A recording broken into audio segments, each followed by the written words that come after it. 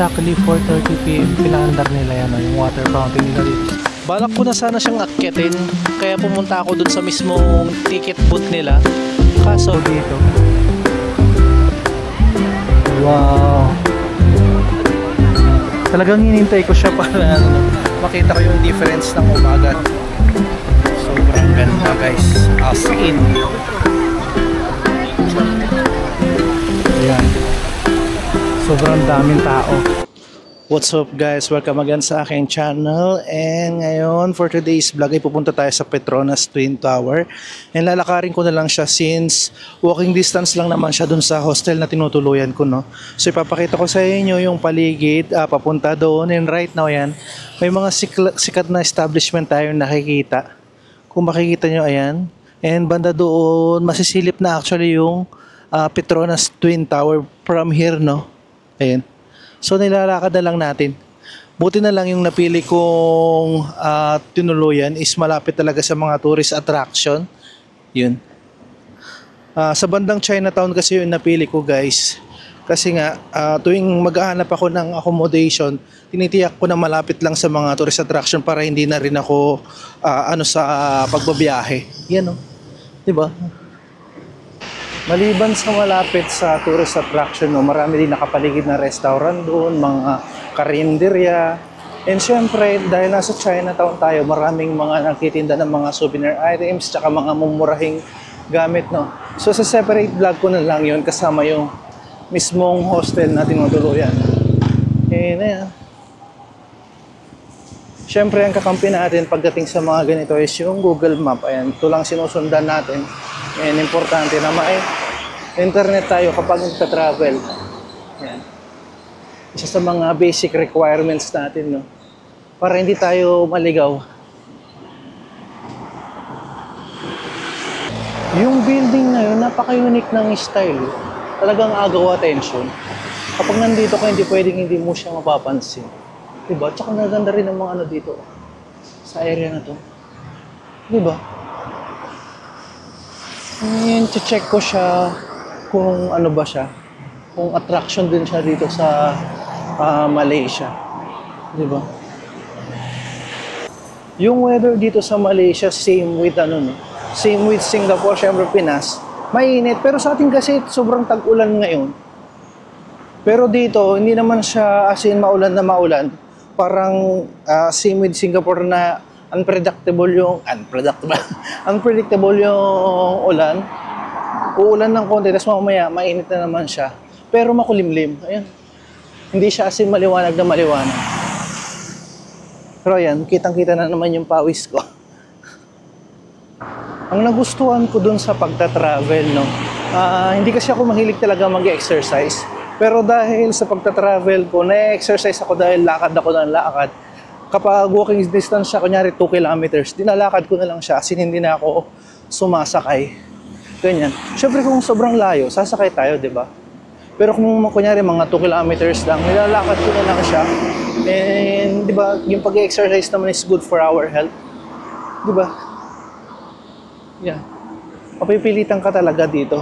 Lalo na kung hindi naman as in maganda yung transport system. Pero hindi ko sinasabing hindi maganda ang transport system ng Malaysia. Okay naman siya guys actually.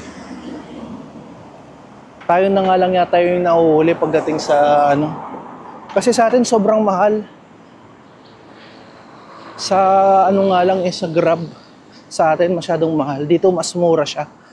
Yung price nila compared sa atin. Yan. Tsaka gandahan sa paglalakad-lakad, yung ninanamnam mo yung view na nakikita mo, yung ina-appreciate mo yung ganda talaga ng paligid. Unlike kasi pag nakasakay ka, mabilisan lang eh. So masusulyapan mo lang siya. Kapag naglalakad ka kasi, pwede kang patigil-tigil, namnamin mo muna yung ganda ng nakikita mo, gano'n. Diba? Medyo malayo pa tayo sa Petronas Twin Tower, no? Pero nakita ko to, grabe ang ganda rin, no? Lagay ko attraction din ito. Ito yung sa akin kasi masyado akong random pagdating sa pamamasyal. Kaya minsan hindi ko naaaral. Katulad niya, napakaganda rin, no? Parang gusto ko siyang puntahan. No? Diba? Ganda niya. Ayan, sinearch ko siya guys and lumabas is yan yung Menara Kuala Lumpur. Kumbaga, tower in Kuala Lumpur, prominent communication. Yan. Sinearch ko na lang para syempre maano ko na rin sa inyo kung ano ba yung tower na yan. Menara Kuala Lumpur. Yan yan. Tuloy lang tayo sa paglalakad-lakad. At ayon dito sa Chrome guys, no, yung Menara, ano na yon, is 7th tallest freestanding tower in the world siya, no? Yan. And nag-o-offer siya ng panoramic views of the city featuring attraction like Skydeck and Skybox. Ayan, binabasa ko na lang. Ganon siya. Yan, ito pa rin yung paligid papuntang Petronas Twin Tower. Since yung pinaka-itinerary natin, so lagpasan natin yun, no? And aralin ko muna kung kagaya din ba siya ng mga tower na pwedeng umakyat sa taas tapos makikita yung 300. Ay, palagay ko pwede pala. Kasi nakalagay dito parang makikita yung 360, no? Hindi ko lang din sure, pero i-check ko muna siya, guys. If ever man is pwede natin siyang gawing itinerary rin, no? And experience na umakyat sa taas. And gusto kong ipakita sa inyo kung ano yung magiging view nyo kapag nandun kayo mismo sa taas, kapag may time. Kaya na yan, guys. Your bank, Malaysian Bank. Grabe, sobrang laki naman ng ano na to. Kilala rin pala talagang tourist spot yun, guys. Yan, binabasa ko kasi habang naglalakad. Okay. Next time, sige, yan ang magiging itinerary natin. And ito, mas malapit pa to compared dun sa Petronas Twin Tower na pupuntahan natin. Dito sa kinalalagay ko, dito sa UBN Tower, kung makikita nyo, ayan, silip na natin si Petronas Twin Tower. Pero hindi natin makita yung isa, no? Yung ka-twin niya. So, according sa, ano, is 10 minutes of walk pa siya. Kahit na dungaw-dungaw mo na siya, parang 5 minutes of walk lang. Kung titignan mo. Yeah. Sige. Sobrang lapit lang talaga niya. Ayan, oh. Yung train nila, guys, oh. Rapid KL. Napansin ko lang din nung papunta ako dito kasi 'di ba nagbus ako papunta rito from Singapore. Parang dito lang sa Kuala Lumpur ako nakakita ng as in nagtataasang building. Pero yung mga dinaanan namin as in parang ano lang din talaga siya, parang probinsyang-probinsya din talaga. Yung maraming mga puno, ganyan. At saka ang daming coconut trees talaga. Yung dinaanan namin as in. Yung parang halos yung 3 oras na binay ko or 4 na oras, puro coconut tree yung nakita ko. Yun. Kung papanoorin nyo guys yung pagsakay ko ng bus papunta rito, from Singapore papunta rito, mapapakita ko doon na talagang sobrang lawak nung ano nila, ng taniman ng mga nyug or coconut. Yan, sobrang lapit na niya. Yan, nakatawid na tayo. Galing tayo doon. Eh, yan, no? Grabe, sobrang lapit na. Ang saya-saya. Yung katabi rin niyang mga building is sobrang tataas din, no? Ayan. Pero meron nga ito na dito, lumang building. Ayan. Diba? Tapos meron din palang ano dito, nice to see you. Yan kasi nakikita ko lang yan sa ano, sa Korea. Nice to see you. Tapos syempre meron din silang McDo dyan, 7-Eleven, ganyan. Tapos natutuwa ako, yung meron din silang gasoline station na Shell, Petron, ganyan. Parang, sabi ko parang nasa Pilipinas lang din ako. Kasi sa Singapore, sa ano, wala ko kasi akong nakitang Shell or Petron, ganun. Sa Hong Kong, ganyan. Dito lang ako nakakita ng gasoline station. Kaya, ano, yung feeling ko tuloy nasa Pilipinas lang din ako. Yun. Grabe. Oh. Ito pa lang nakikita natin, hindi pa natin nakikita yung kakambal niya. Grabe, ang ganda. Ayan, sobrang lapit na natin. 5 minutes of walk na lang, guys. Palagay ko nasa gilid tayo ng isang ano niya, no? Yung part. Kasi hindi ko talaga makita yung isa. So natatakpan din siya nito. Grabe. Ayan, ito yung paligid natin kapag naglalakad. Kahit wala tayong idea about sa Malaysia, sige. Kasi parang nangihinayang naman kasi ako na hindi ako tatawid dito since nasa Singapore na tayo, no? And sobrang lapit din naman niya and pwede pa siyang by bus. 'Di ba? So yan na natin, isama na natin ang Malaysia sa pagta-travel. Nag 5 days lang ako sa Singapore and yan, tumawid na tayo ng Malaysia. So, hanapin na lang natin yung pinaka-entrance and palagay ko kailangan lang mag-cross dun sa area na yun. Oh, sorry. Muntik pa tayong masagasaan. Parang mali naman kasi siya ng daan. Parang pantao naman dito. Dito dapat siya. Pambihira si kuya. Muntik pa akong sagasaan. May mga tao talagang ayaw sumunod sa batas, no? Ginagawa nilang, pantao tong na to. Itong lane na to, dapat dito siya. Actually, pang bike nga to eh. Ang luwag-luwag dito. Dito siya dadaan. Pumihira si kuya, hina-high blood ako. Ayan yung paligid, guys. Ayan, makikita na natin. Wow. So, kapit na tayo. So, merong nag-o-offer ng doon ng photo. Pero parang sobrang mahal naman. For 10 ringgit tapos isang photo lang. Tapos ang pa doon is soft copy. Hindi siya yung ikaw pa yung magpiprint. Ganon siya. Ayun na siya, guys.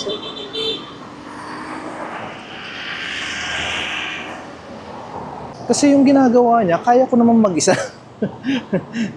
Maganda sana kasi, di ba? Yung nga lang, kung kunyari, 10 ringgit, tapos pipicturean ka niya ng marami, tapos bibigay niya sa'yo or papasa niya. Pwede siya. Kaso nga lang yung isang peraso lang, as in one. Tapos kung 2 photo, yung isa sa iaano niya sa'yo, magiging 20 ringgit na siya. Di ba? Kaya ko naman picturean sarili ko. Kaya kong isa eh. Nang wala akong kasama. Wala lang. Tawang-tawa. Tawang-tawa sa sarili. Hanap buhay niya. Pero magaganda yung niya, yung picture na pre-send niya sa akin. Yun nga lang para sa akin, hindi siya, anong tawag dito? Sulit. Parang ganun. Yan, nandiyan na tayo. Wow. Akala ko kanina is siya, kaya nilapitan niya ako, is vlogger din siya. Yung pala, mag-o-offer siya ng pipicturean niya ako din. Tapos pinakita rin yung mga ibang Pinoy or yung mga kapwa natin Pinoy na nagpa-picture sa kanya, no? So, pipicturean kanya ng marami, then mamimili ka ng isa for 10 ringgit. Yan o. Petronas Twin Tower, guys. Ang saya. Diba? Siyempre, na tayo, hahanap tayo ng magandang pwesto para mag-picture ng sarili natin. Yan yung mga tao. Oh, diba?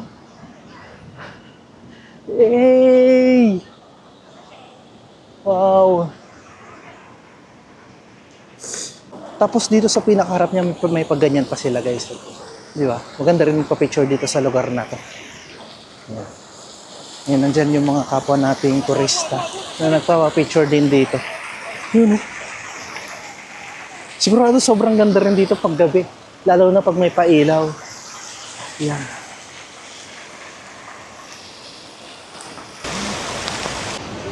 Since sobrang init dito sa labas, guys, try natin pasukin itong nasa gitna, Ayan. Para medyo magpalamig kasi ito, parang nararamdaman ko yung aircon, ang lamig. Sobrang init. Ngayon kasi ayaw magana ng cellphone, ko. 11:48. Yan, sobrang init talaga. Meron pa rin akong mga nagpapapicture dito doon. And right now, ito yung pinakaloob. And meron nagpo-play ng piano dito. Wow. Ganda rin sa loob.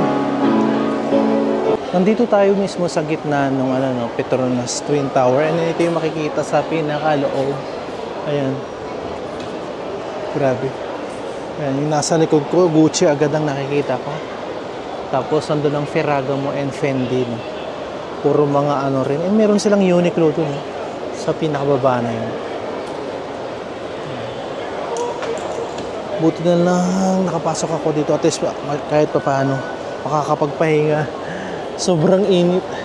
As in, ramdam na ramdaman ko yung init dito sa mukha ko.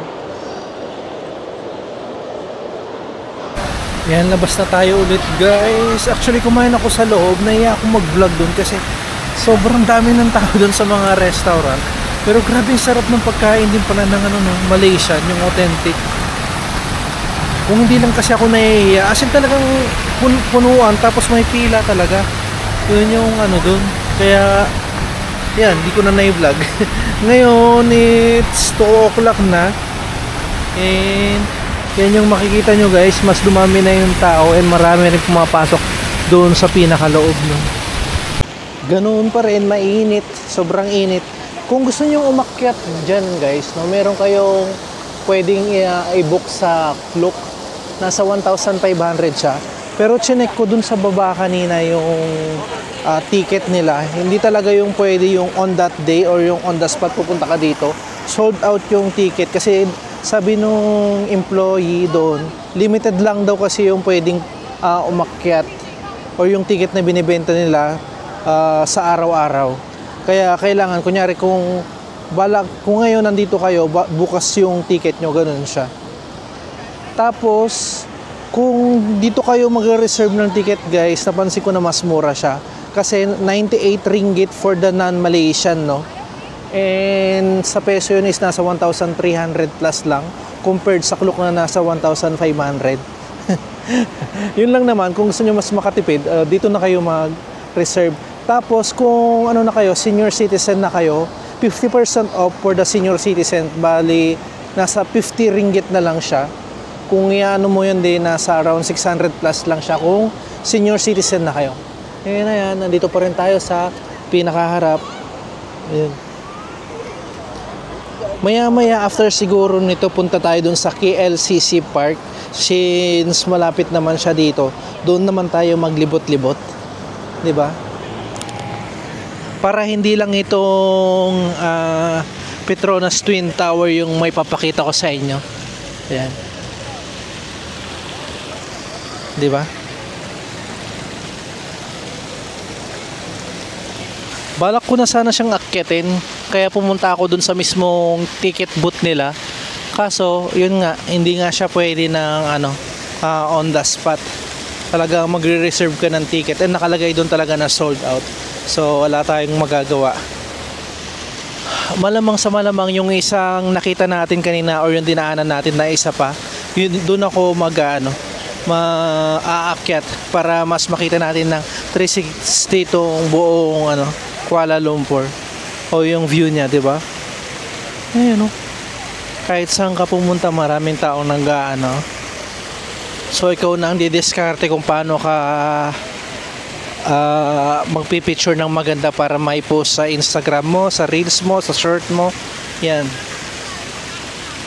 Kanya-kanyang gimmick. At dahil tapos na tayo dito guys, papakita ko muna yung paligid ng nasa harap ng Petronas Twin Tower. And makikita nyo, marami din mga gusali na maganda rin, no? Nakaharap siya. Katulad yan, public bank, tapos may mga building din dito. Ayan, diba? Gaganda rin. Pero syempre, ito yung pinaka-highlights. Ito yung pinaka-maganda talaga. And oras na para pumunta naman tayo ng KLCC Park guys. And kakaliwa lang tayo dito, papunta doon. So, nasa 400 meters lang, no? From here, papuntang KLCC Park. So, kayang-kayang lakarin for 6 minutes lang. Yan. Puro lakad ang ginawa natin. Yan na yan. Laging may mga nag-o-offer ng photo dito. Hindi naman sila asin namimilit. Kumbaga, sinoshow lang nila na ganito yung magiging result kapag nagpa-photo ka sa kanila. Maganda rin naman talaga. Yun nga lang para sa akin, hindi siya worth it. Para sa isang photo lang tapos lang sa'yo, ta-transfer lang. Ngayon nandito lang tayo sa kaliwa, no? Yan. Kumaliwa lang ako pupunta dun sa KLCC Park, and yan yung makikita natin. Papunta dun. Saglit lang naman to. 6 minutes of walk lang.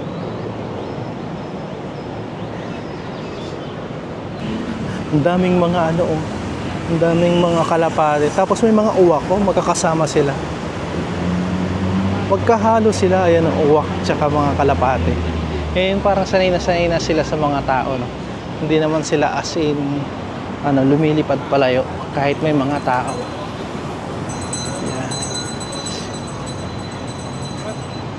And after 6 minutes sa paglalakad, guys, nandito na tayo. Ayan. Then makikita rin dito yung ayan. Ayan mismo, yung Petronas Twin Tower. Diba? Ang ganda. Marami din taong pumunta rito. Yung pangit lang pag ganitong oras dahil sobrang init. Pero ganyan talaga. Diba? Oh, at saka maganda rin mag-picture dito, no? Sa Petronas Twin Tower kung ayaw nyo nung may photo bomber. Ayan. Same result din naman.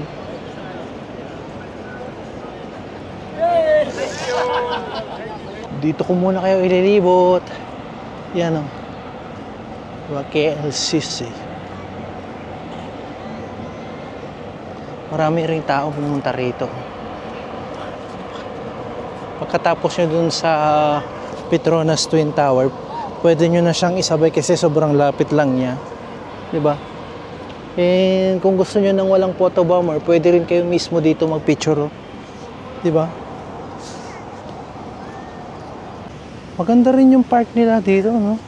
Tingnan nyo, meron silang pa-bridge dyan. Tapos, parang may pa-swimming pool dun, no? Public swimming pool ata. Kasi may naliligo. Hindi ko lang sure kung may entrance. Ayun siya. Diyan na yan. Di ba? Ang ganda niya. Ilapit ko kayo saglit banda rito para mas makita niyo yung sinasabi kong parang swimming pool. Ayun siya. Yung banda doon, yung parang kulay blue doon. May mga nagsiswimming doon.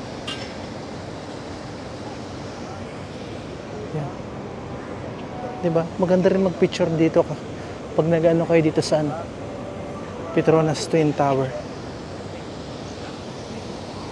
Wow. Ayan, nilapita ko na para makita nyo rin siya, guys. Yan. Para siyang public swimming pool. Public swimming pool nga yata talaga siya. Para sa mga nakakaalam nito, syempre, pwede silang pumunta dito para mag-swimming for free. Sarap naman din dahil sobrang init ng panahon. Sarap magbabad dyan.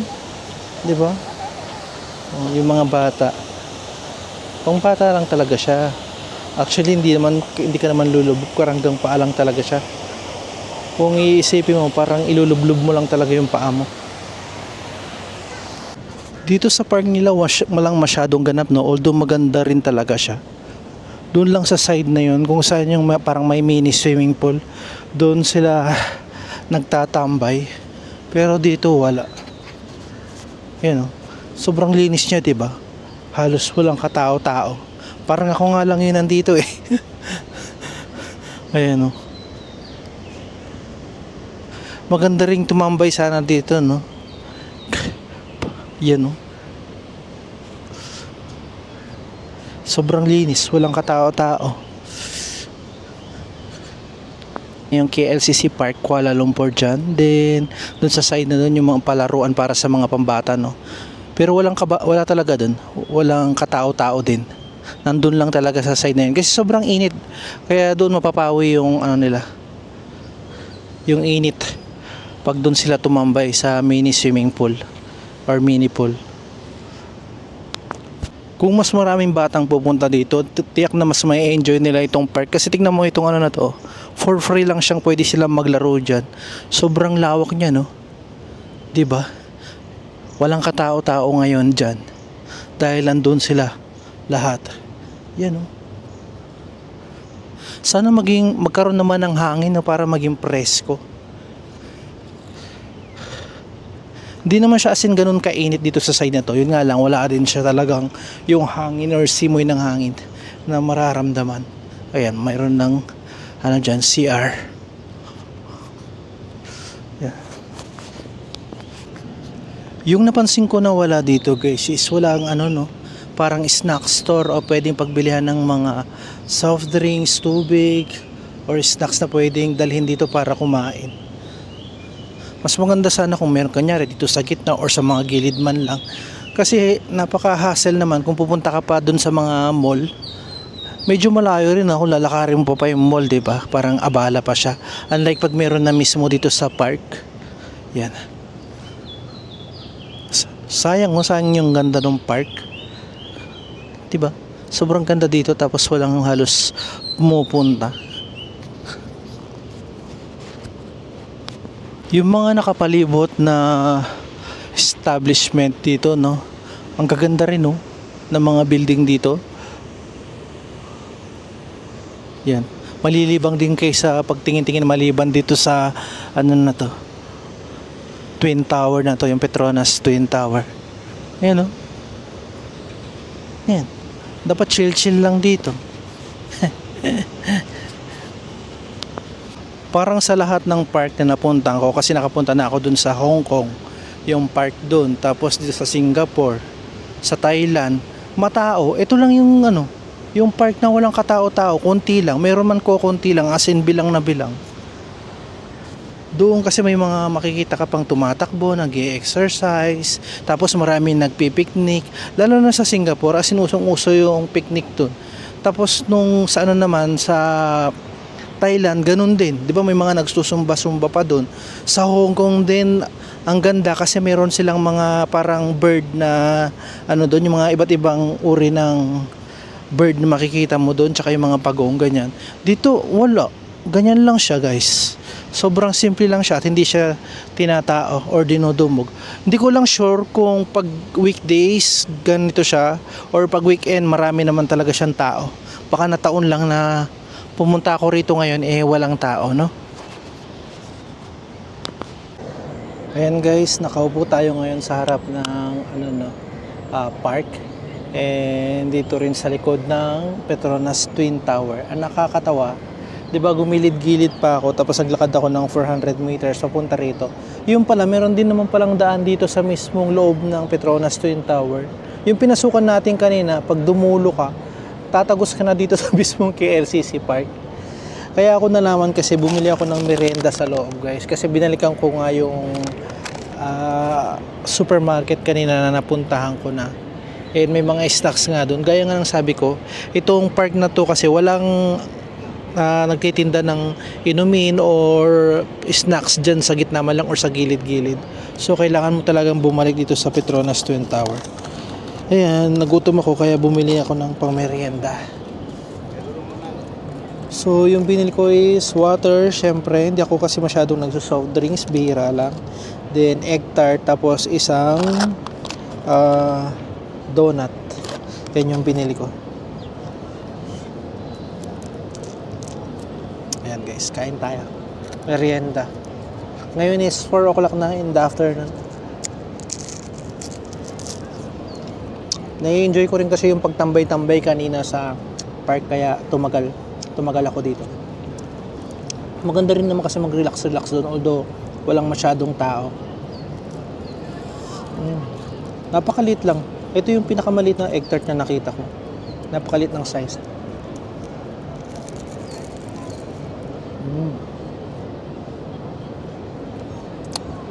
Hindi ko matandaan kung magkano siya pero parang nasa 2 ringgit lang yata siya. Tapos itong donut nasa 4.8 ringgit. Ito 2 point something Nakalimutan ko kasi. Tapos yung tubig nasa 1.35 ringgit siya.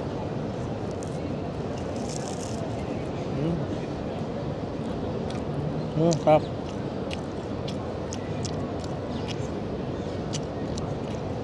Masarap siya pero hindi siya yung parang pakiramdam ko hindi pure itong ano na to. Yung pinaka-egg niya. Parang may halong white. 'Di ba usually kapag alam mong creamy siya kapag yung egg yolk lang yung ano, parang siya may kahalo, tapos hindi siya ganun katamis, ganun siya.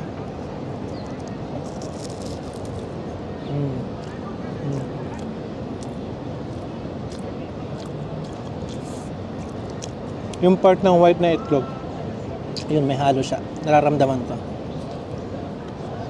Pero sa price niya, sobrang sarap na, sulit na siya.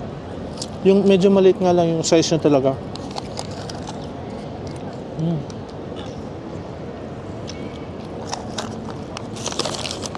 Ngayon ito naman donut. Chocolate donut yung kinuha ko.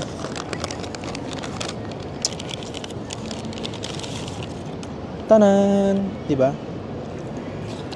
Nasa 4 ringgit mahigit lang siya.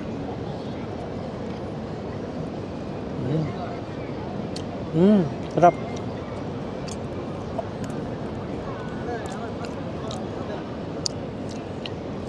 Malambot yung pinaka-bread niya. Tapos ang sarap nung pagka-chocolate.